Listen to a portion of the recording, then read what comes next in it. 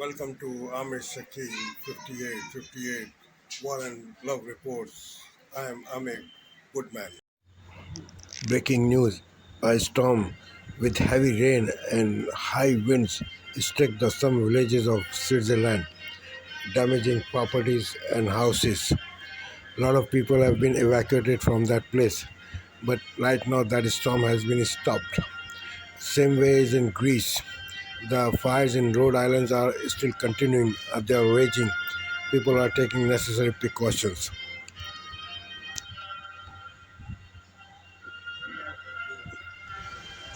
North Korea has fired some missiles again in the protest of presence of UN atomic submarine near South Korea. Russia has fired many missiles yesterday, targeting different parts of the Ukraine.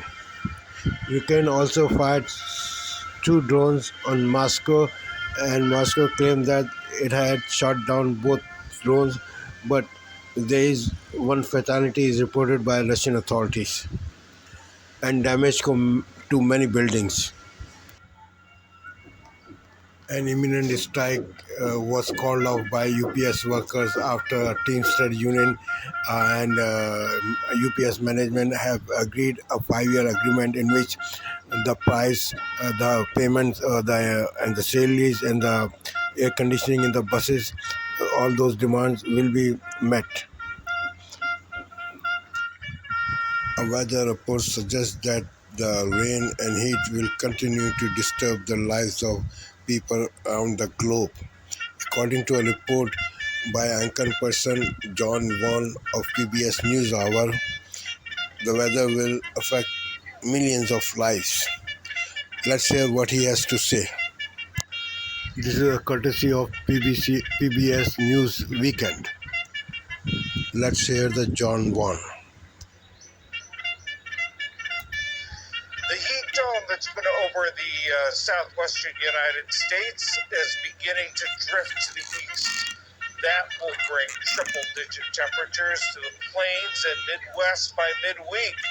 In the Midwest, many places could see the highest temperatures of the year. Dangerous heat is expected to reach the Ohio Valley and the Mid-Atlantic by the end of the week. Overseas, the heat is fueling wildfires. On the Greek island of Rhodes, the biggest evacuation effort in the country's history, 19,000 people placed in temporary shelters away from the fast-moving flames.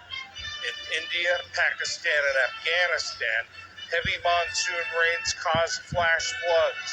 In India, water levels are the highest they've been in 45 years due to the unusually heavy rains. Floods have killed at least 13 people in Pakistan. In Afghanistan, the Taliban reported 31 dead, with dozens more missing.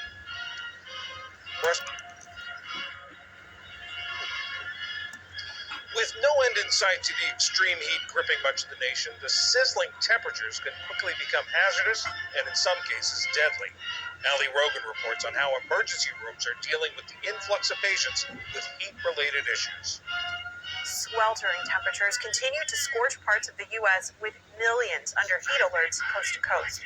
In Phoenix, Arizona, the heat has reached 110 degrees for more than 20 consecutive days, inspiring some creative challenges on social media. Only eating foods I cooked outside in Arizona for a day. Into the oven you go. See you tonight, 5 hours later. Wow! A real cookie! Warm out of the oven. Out. Yes. But the record highs can be dangerous for anyone exposed to the heat for too long. In the past week, there have been thousands of heat-related emergency room visits across the country. Dr. Anish Narang is an emergency medicine physician at Banner University Medical Center in Phoenix. Dr. Narang, thank you so much for joining us. Tell me about what you're seeing from patients who come in because of heat-related conditions. Yeah, thanks for having me. So we're seeing quite a spectrum of heat-related illnesses as we normally do this time of the year. And it really exists in a continuum. So we have some that have mild, let's say, heat-related illnesses such as dehydration, cramps, heat rash, swelling. And then unfortunately now we're seeing several cases of patients presenting with the most severe form of heat-related illnesses, which is a heat stroke. And unfortunately, we are seeing many, many patients every day with this. Is it more than you've seen in previous years since you've been doing this work, or has it been about the same? Yeah, I mean, I think we're still waiting for the sort of official numbers to come in. But I think there's some indications that pre-hospital calls for heat-related illnesses are definitely up compared to last year. And I would certainly say over the last several years, we're seeing a lot more of this. No question. I think last year it was market, the numbers we saw. And unfortunately, 425 people in our community died of heat-related illnesses. And now we're seeing numbers, I think, that are very similar, if not more, to this point. And we still have a long way to go. Walk us through how high temperatures affect the body. I think we all know inherently that that's the case, but I'm curious if you can take us through how it works. Yeah, I mean, I think at the sort of microscopic level, it is damaging cells, and it's inactivating proteins and harming DNA, so things that we need to live, to breathe, to function. How that manifests for symptoms is varied, of course, but I would say heat exhaustion is the first clue that something's wrong.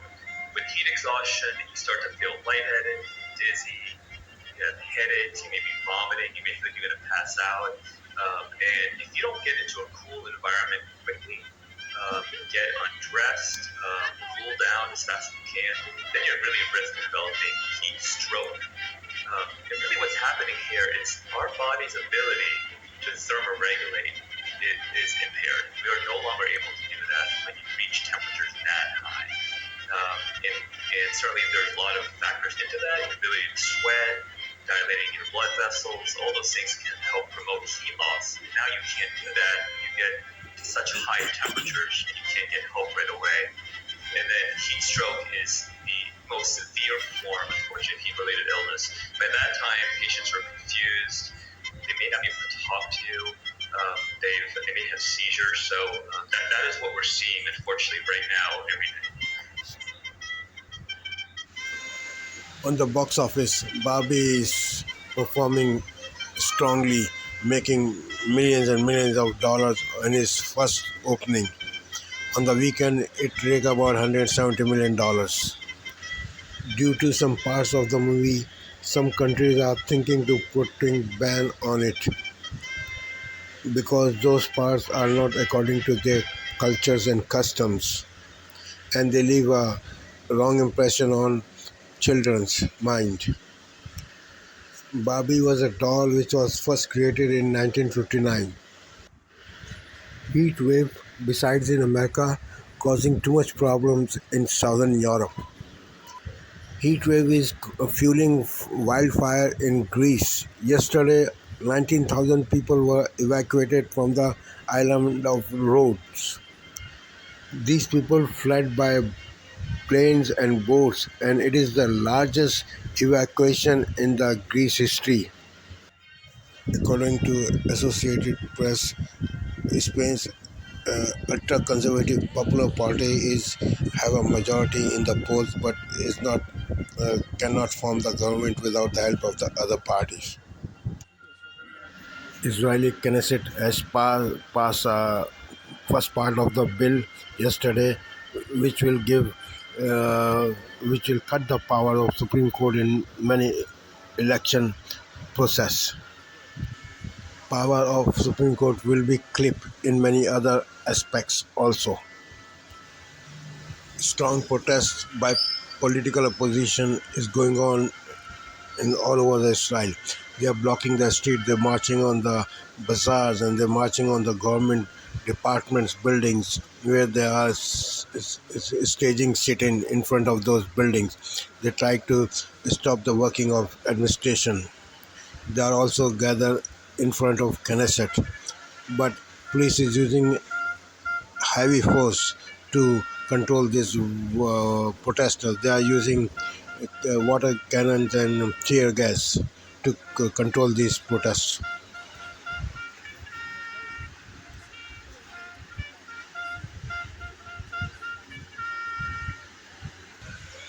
The supporters of these reforms are also gathered in front of buildings, confronting the protesters.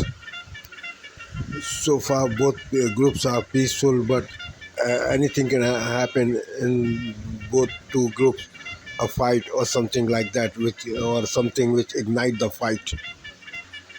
Opposition says that with these reforms, government can deny the voting rights of citizens. They can limit the presence of media near the polling stations. Opposition says Israel will hold elections, but they will hold elections like Russia. That will be a path to a dictatorship.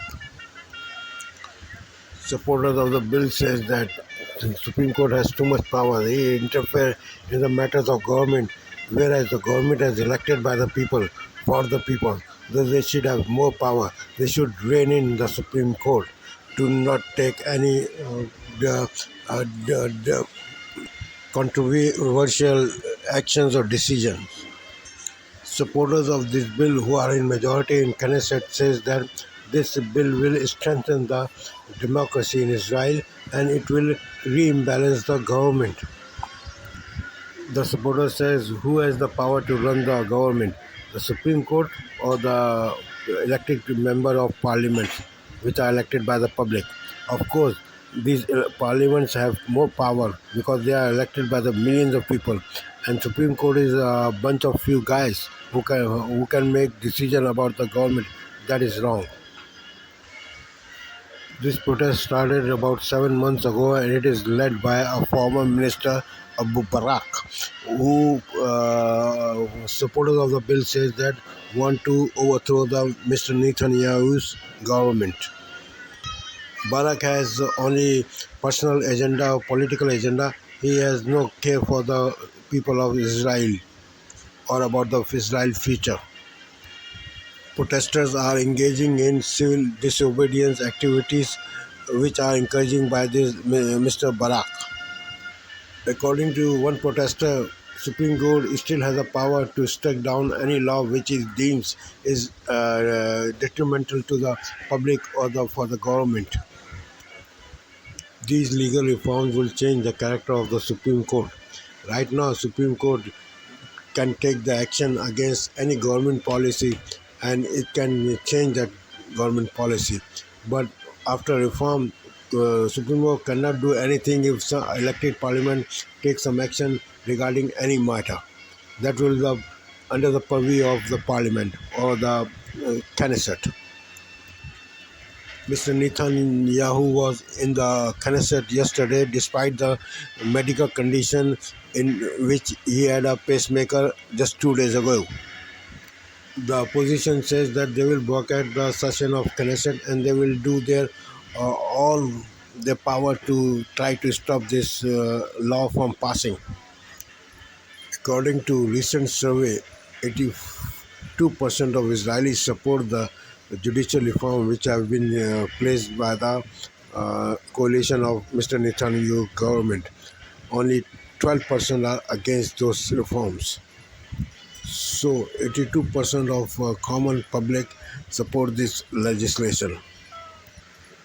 Despite of these surveys, we see hundreds and thousands of people who are marching towards the Jerusalem.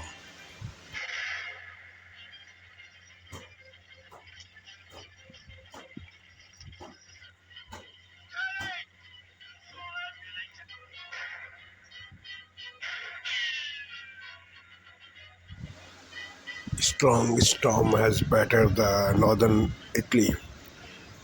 It causing the flood because of rain, and there's too many trees and power lines are down. A lot of cars have disappeared in the water. Heavy rain is still going on. The rescue workers are trying to find any survivors if there are any. So far, no casualties reported. I am thankful to all news resources for their continuous cooperation. I am also thankful to the viewers for their privilege of time. Have a good night.